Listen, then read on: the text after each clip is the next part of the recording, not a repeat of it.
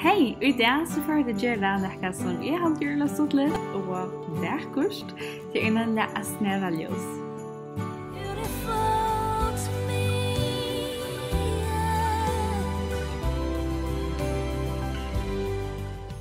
Så börjar vi så ska vi ta 4 ljus. Så en koka vi det sindra vattnet og støyta til ljusene. Det prøves til ikke å være ordentlig koka vatt, det skal bare være ordentlig høyt vatt. Og det skal være så mye lunge at vi føler at ljusene blevet bløt.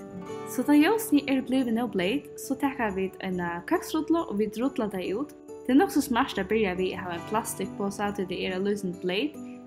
Det som gjør det var at jeg rutler det sinter, så går det etter ut i høyde vattnet, en løte, og så rutler jeg det etter. Og da jeg finner det no fløt, så som jeg vil ha det, så börjar jeg snurra det. Så da jeg har snurrat, så leier jeg ut ved svinnakorna rundt, og rundt jeg rettet det så at jeg lukter og støtt. Det seneste gjør det til å prøve å vite om ljusene passer i formen som jeg har sett det i. Så bare tenker ljusene, jeg har alltid kan være noe genial adventsljus, og jeg synes god juloppgave. Disse ljusene ekkelig og billig å kjøpe 5 kroner stykket, og så man snærer det selv, så man spørs noen penger i måned til de som man kan kjøpe i handelen som ofte litt med 30 kroner.